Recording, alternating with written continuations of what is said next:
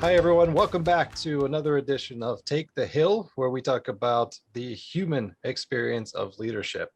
Our guest today has a passion and an upcoming adventure that aligns with an area that I'm most passionate about, aviation. And we are excited to welcome to the show today, Travis Ludlow, who is about to become the youngest individual to fly around the world. So Travis, welcome to our show.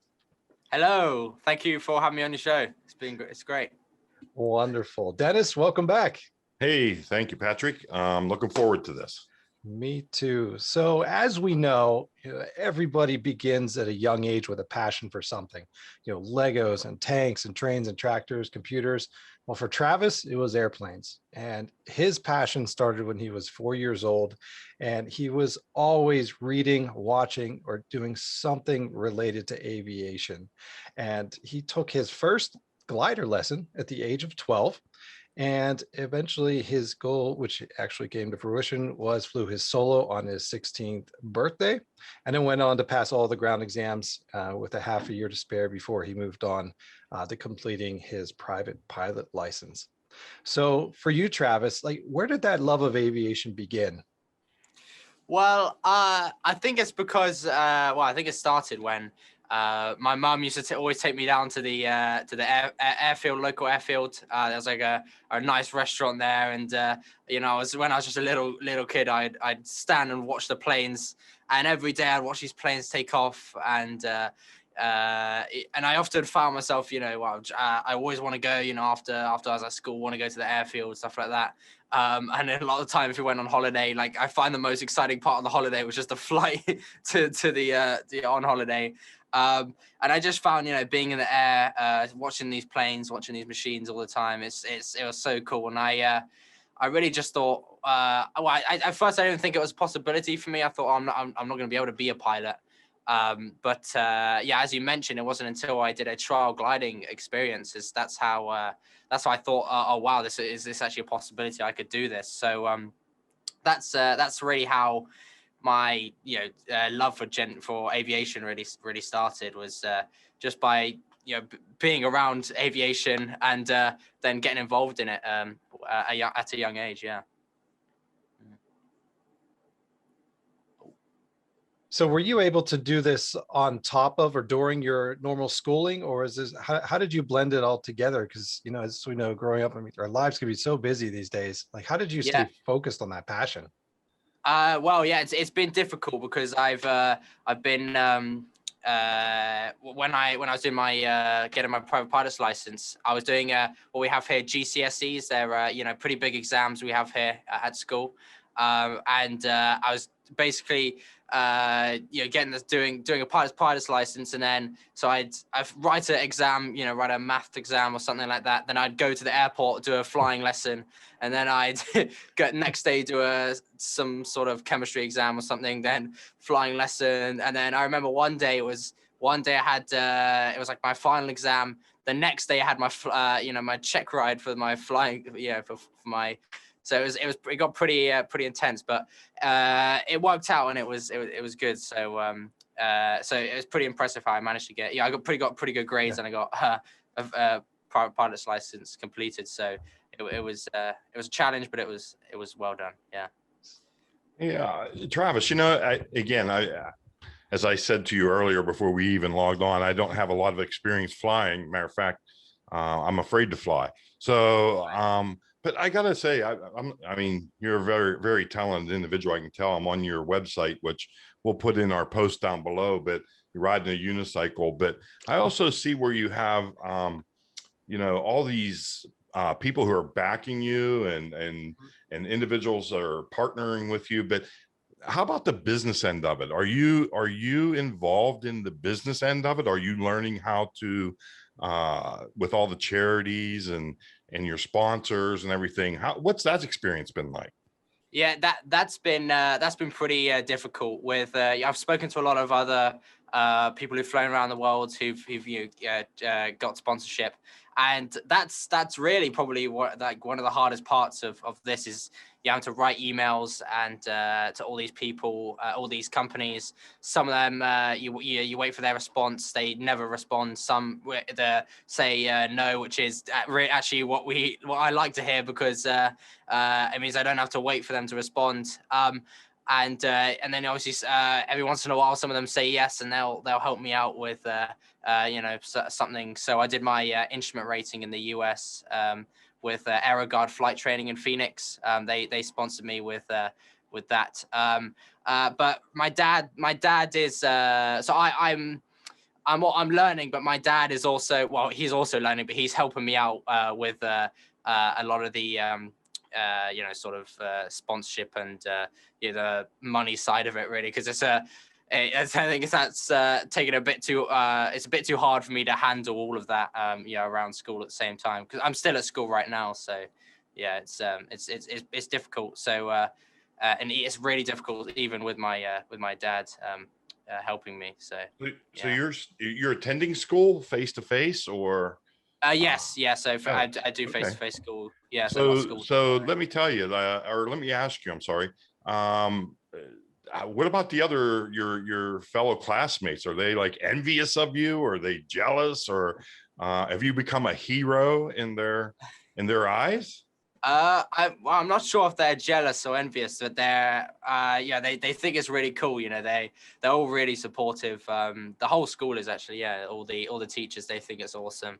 And a lot of all my friends at school, or everyone at school, really, they think it's cool. They were asking me if they had to come flying, and they were like, "Oh, can you take me around the world next time?" and all that sort of stuff. So no, it's having all my everyone at school being all supportive. That's it helps with motivation and stuff like that for to do this, and doing it for my friends as well. So it's a great thing. Yeah. And I think that's such a common experience for any difficult challenge or something unknown. Having that support network, even if you haven't been through it before as a team, it's just that much reassuring, because all of the responsibility for flying may fall on your shoulders, but you have a strong team supporting you in the background. Right. Exactly. Yes, and you have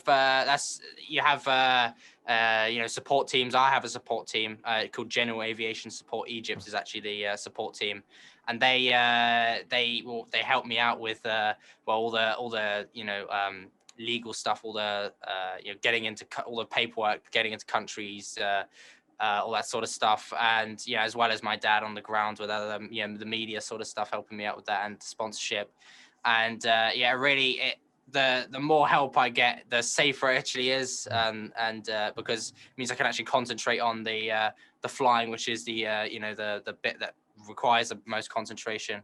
So it's definitely a huge benefit having a lot of people to support you, and even if they're just there to motivationally support, just that is such a huge benefit.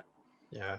And that's the thing I think a lot of the general non-aviation public might not know. It's that you just can't get into an airplane and fly into another country. Right. There's paperwork, there's requirements, there's processes you have to go through. And something like this, where you're, like you said, you're circumnavigating the globe, having that stuff done so that there aren't snags along the way, keeps your focus where it needs to be. So before we get into a little bit more of the flights, because we definitely want to learn more, tell us a little bit about this British Kickboxing Championship stuff. How did you get into that?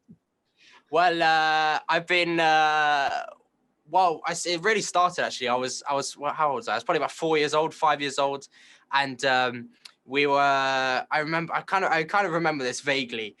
My dad just. We were driving down the what we call the motorways here. You call them the highway over there.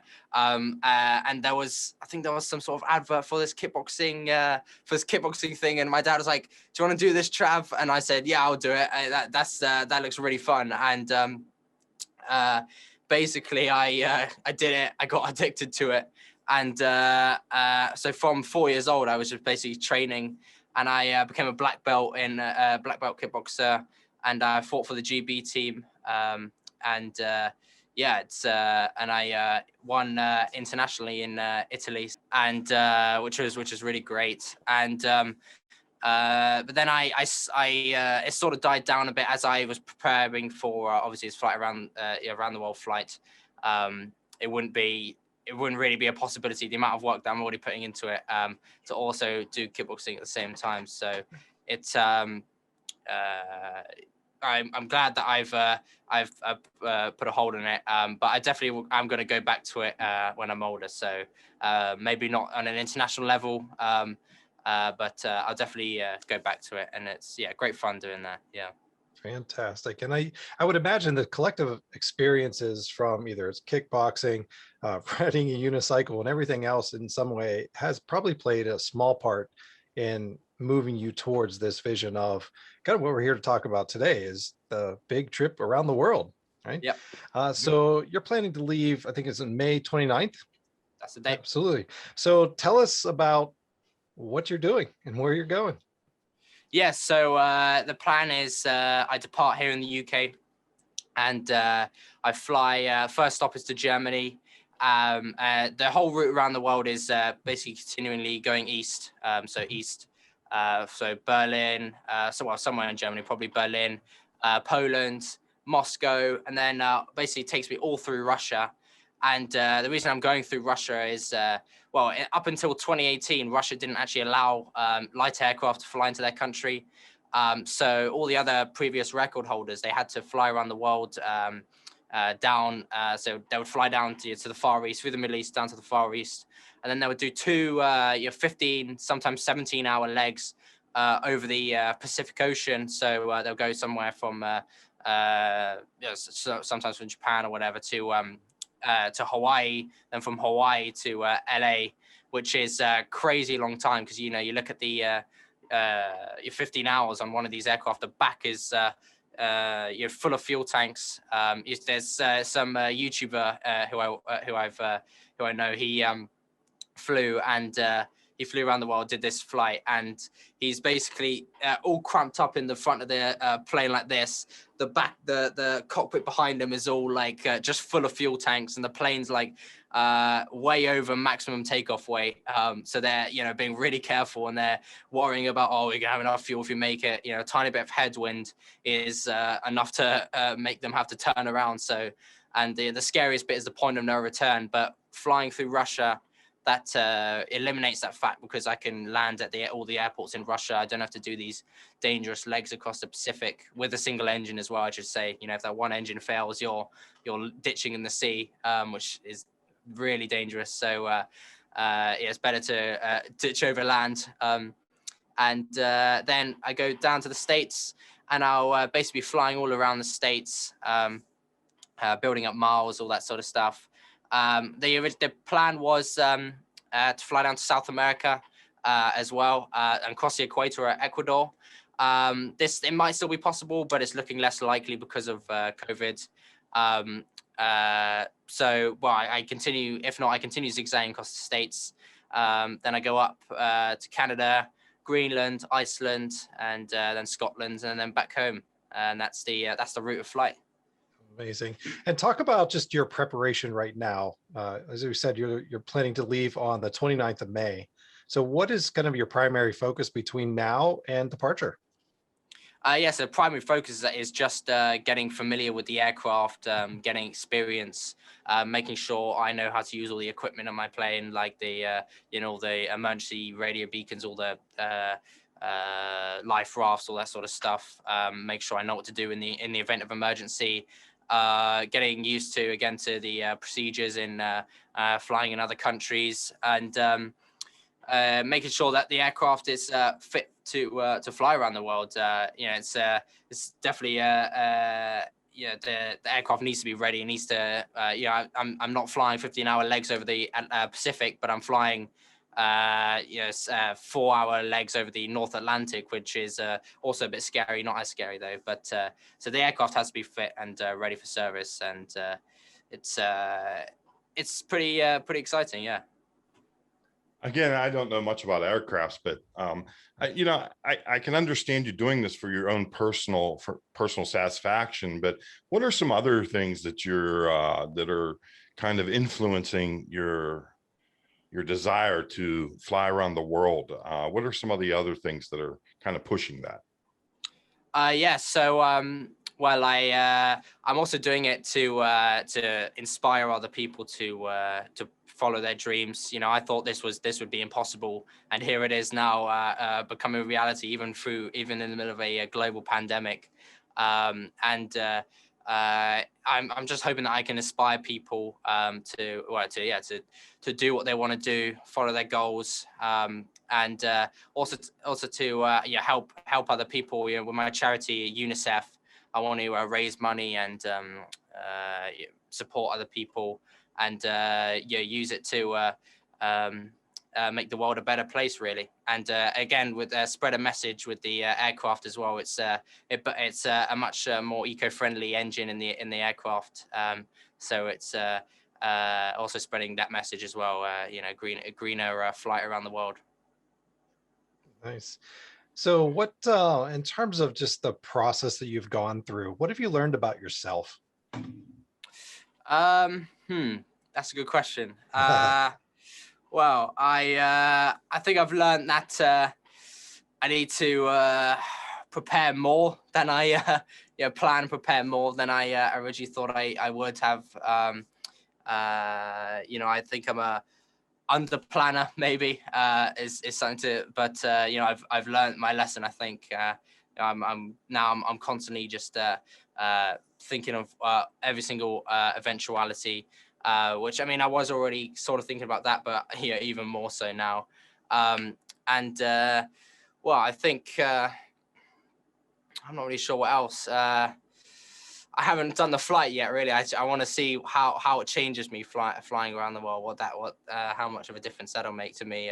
Because I think a flight like that changes a person. So that would be really interesting to see. So yeah. Yeah, and I agree 100%. Like you said, I mean, aviation definitely changes your perspective. Whether you have the opportunity, like yourself, to do something amazing as this, of circumnavigating the globe, or even just, like you said, in and around your local area, right? Mhm. It's because, again, as you said, it forces you to prepare. It makes you think more quickly, changes your perspective. Have you given any thought yet to that idea of that title, the youngest solo pilot in the world record? Or is that still something that, not yet? Yeah, I mean, I've thought about that.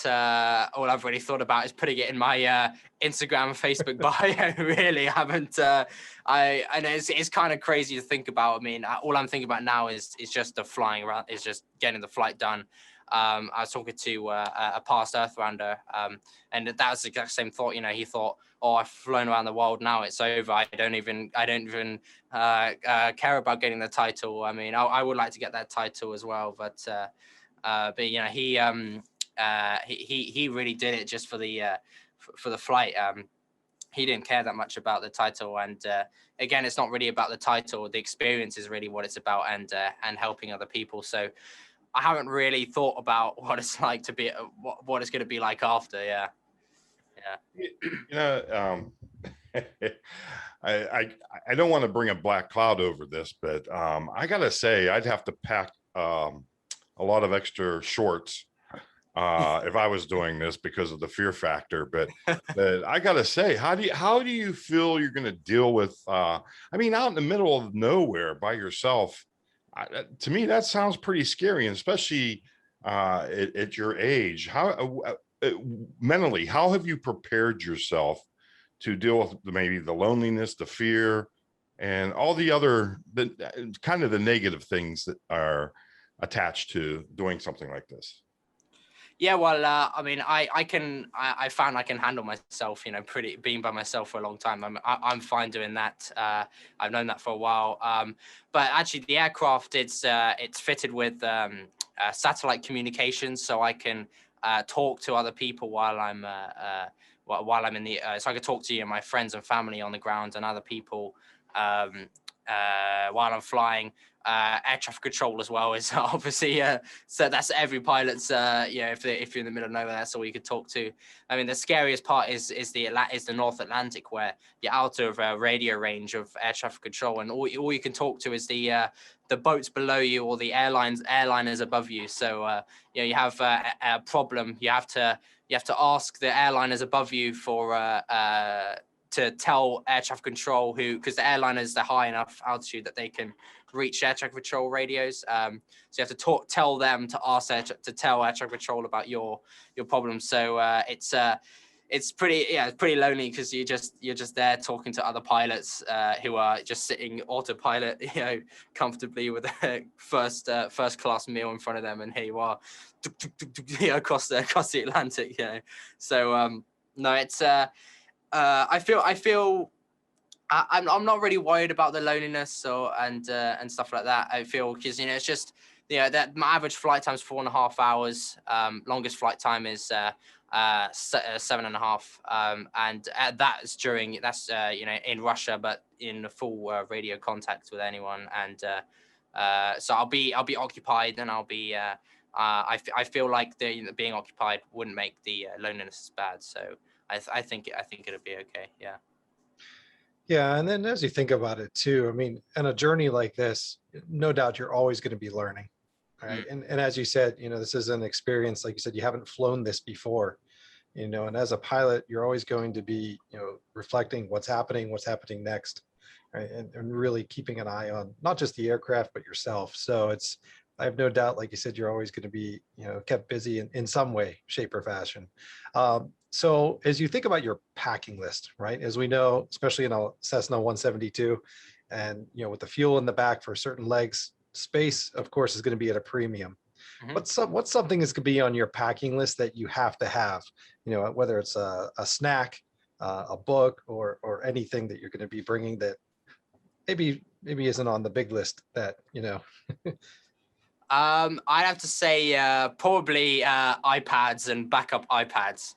I'm sure you're familiar with ForeFlight. So in case you don't know what ForeFlight is, it's like a pilot's pilot support app. And it basically it gives you information, and it's really useful. They managed to basically got it to cover most of the world. So most of the most of the route I'll be flying around the world will be full of ForeFlight. So I'll be using it to basically as my navigation, it's an assistant navigation tool, and information, all that sort of stuff. Doing all the approaches into some airport in the middle of Russia in Siberia. They have the instrument approach procedure into that. So all the technical stuff, I need that. It's really important. And the backup iPads, because if one breaks, I need the other, and if the other one breaks, I need a backup for that, and if that breaks, I need a backup for that. So and then if worst comes to worst, I got ForeFlight on my phone. So it's making sure that's okay. That's probably what I care about the most is my iPads with ForeFlight on it. Well, if I think there's ever a reason for Apple to jump on a sponsorship, right now would be a great time. Yes. Yeah. Exactly. Right. Yeah. Absolutely. Yeah, totally. Yeah. So what's like you said, this is obviously going to really bring a lot of attention and help a lot of important groups, as you mentioned, UNICEF, as well as being able to really amplify and supercharge others who are chasing similar dreams within their own lives. What do you think you are going to get from this opportunity yourself? I think, I mean, maybe recognition by other pilots. Maybe people think of me as a decent pilot. Maybe. Well, I think you definitely have that covered right now. Yeah. I was getting to this point. So, but even in terms of your leadership skills or your ability to maybe influence others to pursue their own visions even more, in terms of that, how do you want to leverage this experience a little bit more specifically? Yeah, I mean, I want to be motivation. I want to be able to motivate people. Maybe even become a motivational speaker or something like that after I feel like that's something that I can pursue, and something that people would be interested in. I hope in me explaining the story, telling them about inspiring them, motivating them, as I mentioned, into doing what they want to do. And I think the around the world flight is just perfect for making me more confident in doing that. Really, yeah. Yeah. You know, and again, at your age, and I'm not trying to, you know, but I guess what I want to say is, okay, you're doing something that's really beyond most of our. I can't even fathom even trying to do something like this, and I got to think that, not knowing you, just from what you've done with the kickboxing, the flying, and the whole 9 yards, and how you're motivated to do more and more, there's got to be something bigger on the horizon. I got to say, I mean, maybe you're not thinking of it right now, but do you have any anticipation what's next? I mean, you're going to climb Mount Everest, or go deep sea diving into the deepest part of the ocean? What's next? I really right now my focus is on the around the world flight. Just this flight. I want to see where it takes me. I want to see what possibilities open up for me from it. So I definitely want to keep adventuring. Maybe continue flying around to all these places. Maybe I want to visit. One of my dreams to visit my family who lives in South Africa. Maybe fly down there. Fly to Australia, maybe New Zealand, and continue and fly around the world again. Multiple times. I want to do that. Adventures like that, and maybe Everest, maybe deepest part of the sea, maybe all that sort of stuff. Eventually, I do like doing crazy stuff, and I do like adventuring and exploring the world. So. I feel like the around the world flight is great for a future of doing that. Now, I mean, I have to think, like, if I was flying around the world, I guess I'd be worried. I guess my wife would be worried that maybe I stop off somewhere and I really like it there and I never come back. I mean, you never know. You fly into one country. Wow, this is great. I'm staying here. I mean, and I'm just joking, but how's your family feel about this? Are they? Is there any concerns on with your family, your friends? Yeah, well, at first my my family was they weren't the most supportive. They all thought I was crazy when I told them about the idea. My dad thought, he was like, oh, it's just a phase or something. He's gonna he's not good. But I just kept pushing, and my dad eventually got on board, and my mum, and then eventually, my mum became supportive. I think she's still scared. My dad's scared. Really, the flying's it's not really the danger is quite low, really. It's because I've been doing what I've been training for. When you start flying, you train, you do a takeoff and you land again, and then all it is, it's a takeoff and land, but just you land and take off and land in a different country, really. And the air's the same. It's all the same. It's all just air that you're flying through. Is what's below you that's different. And the different the airport procedures, they're pretty standard around the world. So the dangers is just make sure the aircraft's fit for service. Really, that's because people think Russia is a pretty dodgy area, but I've spoken to many around the world pilots and my support company. They all say the Russian people who when they've flown through there, they're so supportive. They treat you like, well, we've got a Western pilot flying into our country. This is cool. We need to make sure he's okay and all that sort of stuff. So they treat you good in these countries where your general aviation isn't supported, because it's different. It's something different. They're like, wow, this is different. This is cool. So they support it a lot. Yeah. So Travis, as I've in my head, I have 100 questions for you, but I know I can't ask you those 100 questions. I don't have the time. But I got to say, there's like two questions. That are you looking forward to experiencing? Like, are you going to get a chance to experience the culture, the cuisines, the foods, and so forth? Is there anything that you're really like really looking forward to? And what are you going to miss most? Those two questions. I'm probably going to I'm most looking forward to the the other cultures. So as you mentioned, the foods. I'm most excited for actually visiting Russia. But, it's so different to people. It's kind of foreign to quite very unknown to us. There's a place in Russia called Evensk, which is like a tiny oh, disappeared for a second there. Sorry. So there's a place in Russia called Evensk. It's a tiny settlement in the middle of Russia, and there's no roads connecting to it. It's on the far eastern side of Russia, basically on like the coast of Siberia. And the only way to get there is by boat or by plane. And there's only about 100 people or so people living there, and it's one of my stops on my round the world flight. And it's that really excites me because I would be staying over at some babushka's house or something like that. Proper authentic, like old style Russian, place to stay. Not sure what the food will be like, and I'm sure they'll probably try give me loads of vodka and stuff like that, homemade vodka. That's really exciting for me because it's so different to what we experience. It's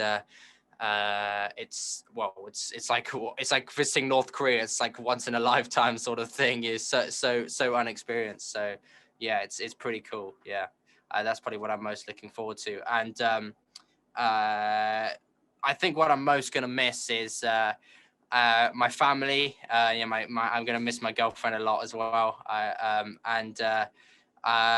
Also probably gonna miss my dogs as well. Yeah, Well, maybe you take one less tank of fuel, squeeze your girlfriend in there, and share the experience. I don't know, but that'll make the experience a lot better if I could bring her with me. Yeah, that'd be awesome. Yeah. Well, fantastic. That's like I said, and at the end of the day, I think, like I said, whether it's aviation, sports, or whatever you're involved in, that those experiences and the perspectives that are shared are kind of what enables us to grow and move forward as individuals as well, and ultimately help others, pursue their own passions. So we're going to give you a chance here, Travis. You said you wanted to be a motivational speaker, possibly at the end of this. So let's do a little practice session here. What do you want to tell other colleagues, or other friends and peers around the world, from your perspective, about chasing their own dreams and pursuing those passionately?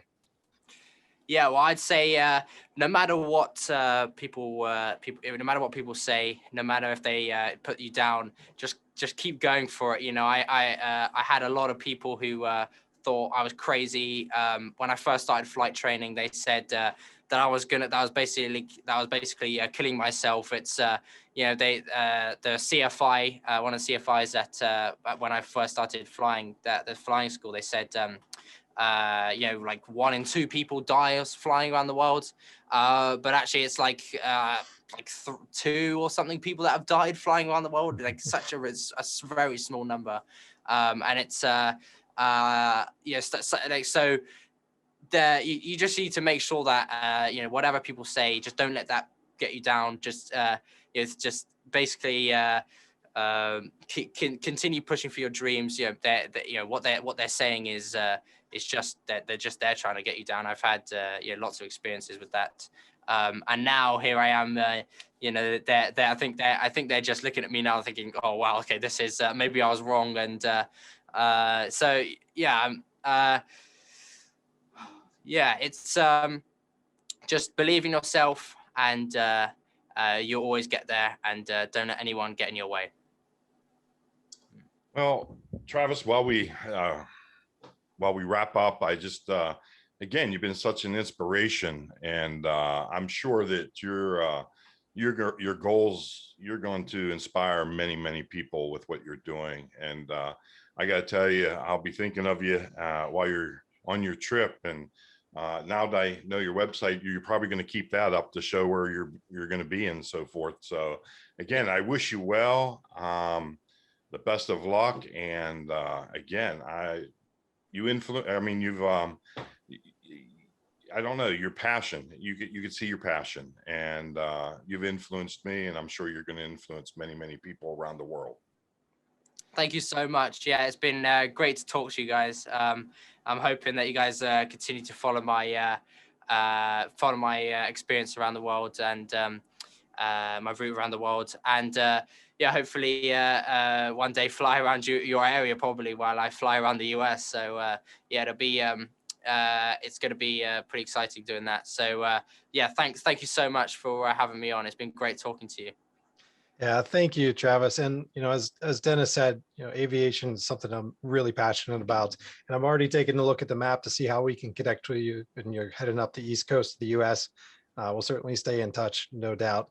And I am almost 100% sure, as you talked about, the things that you want to do that may emerge from this opportunity, such as supporting organizations around the world, including those close to you, as well as motivating others to pursue their own passions.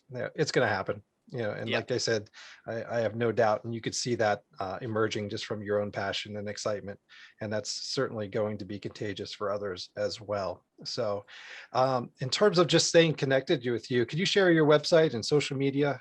So like you said, so we know how our audience can stay connected and follow you around the world. Yeah, so I've got my website, which is www.aroundtheworldsolo.co.uk.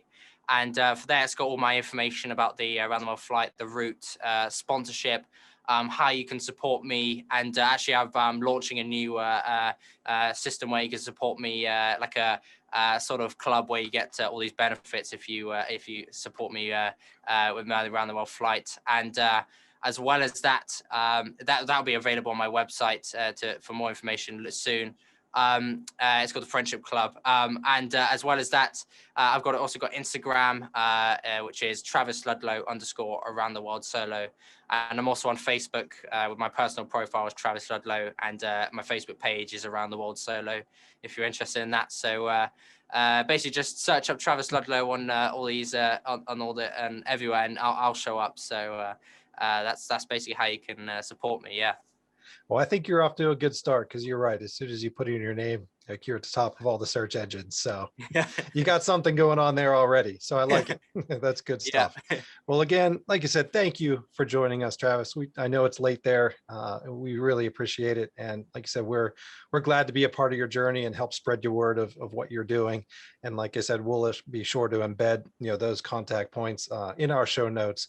And we look forward with high expectation as you, like I said, kick off your journey here at the end of May, and look forward to staying in touch along the way, and seeing you cross the ocean back to your home airport in no time, no doubt.